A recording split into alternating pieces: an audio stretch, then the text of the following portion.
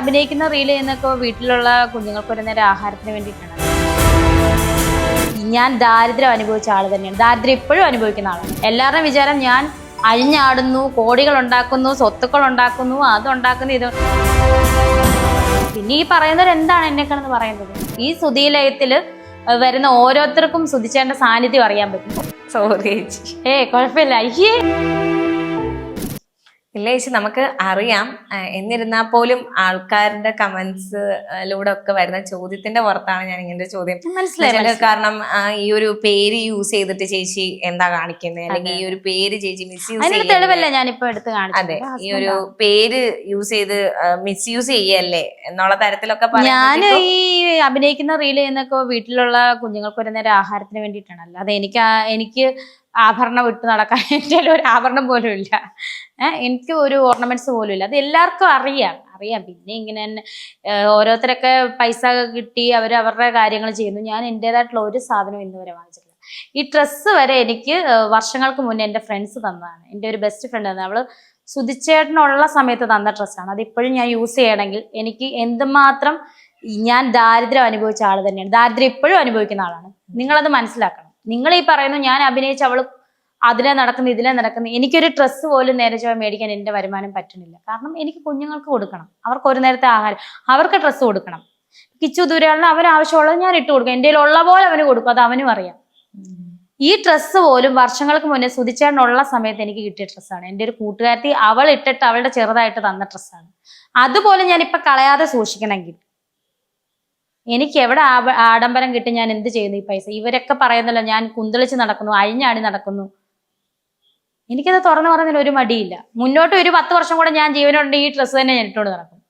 എനിക്ക് വേറെ ഇല്ല, ആരും എനിക്ക് തരാനില്ല, ആരും കൊണ്ട് തരുന്നില്ല. 1-2 പ്രാവശ്യം വല്ലോ സുഹൃത്തുക്കൾ കൊണ്ട് ഡ്രസ്സ് തരുന്നില്ല. ഇട്ട ഡ്രസ്സൊക്കെ തന്നെയാണ് ഞാൻ യൂസ് ചെയ്യുന്നത്. എൻ്റെ സുഹൃത്തുക്കളൊക്കെ എനിക്കതിനൊരു മാനക്കേടുമില്ല, പറയാനൊരു മാനക്കേടുമില്ല. കാരണം എനിക്ക് അതിനുള്ള വരുമാനമേ ഉള്ളൂ. പുതിയ ഡ്രസ്സ് എടുക്കാനൊന്നും എനിക്ക് ആരും എടുത്തു തരുന്നില്ല. ഒരു ഫോൺ പൊട്ടിയിട്ട് വർഷങ്ങളായി.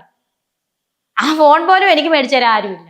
കിച്ചുവിന് എന്തായാലും ഒരു സന്തോഷം, അവന് പുറത്തുള്ള ഒരു പുള്ളിക്കാരി ഒരു നല്ലൊരു ഫോൺ മേടിച്ചു കൊടുത്തു. അത് ഒരുപാട് സന്തോഷം, ഹാപ്പിയാണ്. ഞാനും ഹാപ്പിയാണ്. അവനൊരു ഫോൺ കിട്ടിയില്ല, നല്ല ഫോണാണ്.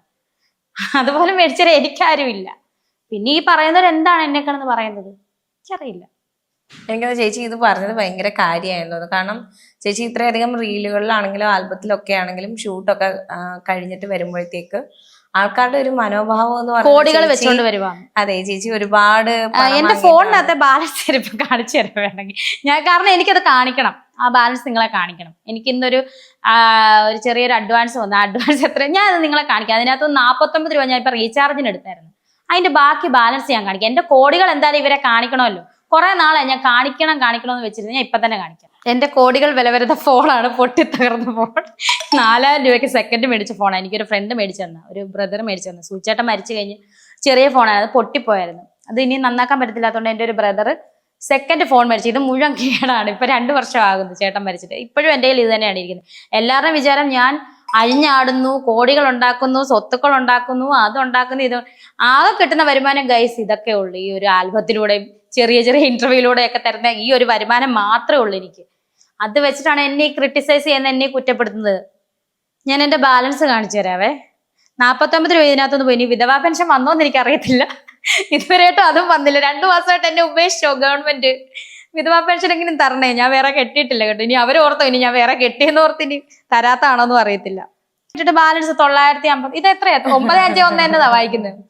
കാണുന്നതും എന്താ പറയാ, നിങ്ങൾ വിചാരിക്കുന്നതും ഒന്നും അല്ല സുധീന്റെ ലൈഫ് എന്നുള്ളത് ഈ ഒരു എന്താ പറയാ, ഈ ഒരു ചോദ്യത്തിന് മറുപടിയിൽ നിന്ന് തന്നെ നന്നായി അത് ചോദിച്ചത്. ഈ സുധീലയത്തില് വരുന്ന ഓരോരുത്തർക്കും സുധിച്ചേണ്ട സാന്നിധ്യം അറിയാൻ പറ്റും. എവിടെയൊക്കെ ഐശ്വര്യ നേരിട്ട് കണ്ടിട്ട് പോലും ഇല്ലായിരിക്കും, പക്ഷെ സുധിച്ചേട്ടൻ എവിടെയൊക്കെ ഉണ്ടെന്നുള്ള ഫീല് എല്ലാവർക്കും തോന്നും. അല്ലെങ്കിൽ അങ്ങനെ ചോദിക്കത്തില്ല ഐശ്വര്യ. സോറി കുഴപ്പമില്ല. അയ്യേ ഐശ്വര്യ, നീ എന്നെ കൂടെ കരയിക്കല്ലേ? അയ്യോ,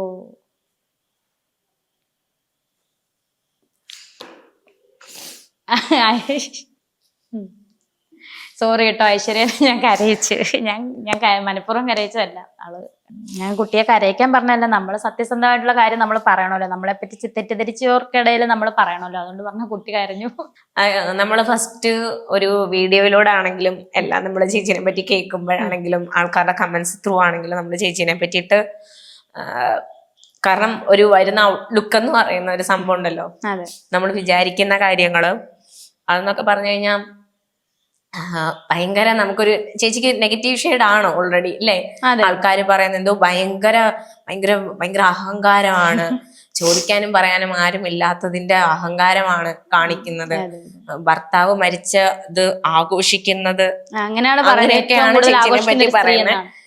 അതുകൊണ്ട് തന്നെ ചേച്ചി കാണും ഒരു മരണശേഷം ആകട്ടെ ചേച്ചിക്ക് ഇത്രയധികം വർക്ക് കിട്ടുന്നുണ്ട്. കുഞ്ഞു പ്രതിഫലത്തിലൂടെയാണ് ചേച്ചി കടന്നു പോകുന്നത്, അല്ലെങ്കിൽ കുഞ്ഞു പ്രതിഫലം വാങ്ങിച്ചാണ് ചേച്ചി കടന്നു പോകുന്നത് എന്നുള്ള കാര്യമൊക്കെ ആൾക്കാർക്കാണെങ്കിലും മനസ്സിലാക്കാൻ പറ്റിയ ഒരു അവസരമായിട്ടാണ് ഞാൻ ഇതിനെ കാണുന്നുള്ളൂ. ശരിയായിരിക്കാം, എനിക്ക് ചേച്ചി ഓരോ കാര്യങ്ങൾ ചോദിക്കുമ്പോഴാണ് അതിനെ ബേസ് ചെയ്തിട്ടാണ് ഞാൻ അടുത്ത ചോദ്യത്തിലേക്ക് ഞാൻ വരുന്നത്. നമ്മള് ഒന്ന് പ്രിപ്പയർ ആയിരിക്കും അങ്ങനെയൊന്നുമില്ല, ചേച്ചിയോട് ത്രൂ ഔട്ട് കാര്യം പറഞ്ഞു പോകുന്ന പോലെ തന്നെയാ എല്ലാം സംസാരിച്ചിട്ടുള്ള. ചേച്ചി ഇനിയും നല്ല രീതിയിൽ വർക്കുകൾ കിട്ടട്ടെ. ഈ പറയുന്ന നെഗറ്റീവ് കമന്റുകളെല്ലാം മാറുന്ന ഒരു കാലം വരും. ഇപ്പം ഒരുപാട് കുറഞ്ഞിട്ടുണ്ട്, പക്ഷെ ഇതെല്ലാം മാറുന്ന ഒരു കാലം വരും. ചേച്ചിയുടെ കാര്യങ്ങൾ മനസ്സിലാക്കുന്ന ഒരു കാര്യം വരും, അല്ലെങ്കിൽ ഒരു കാലം വരും, എല്ലാം മാറും.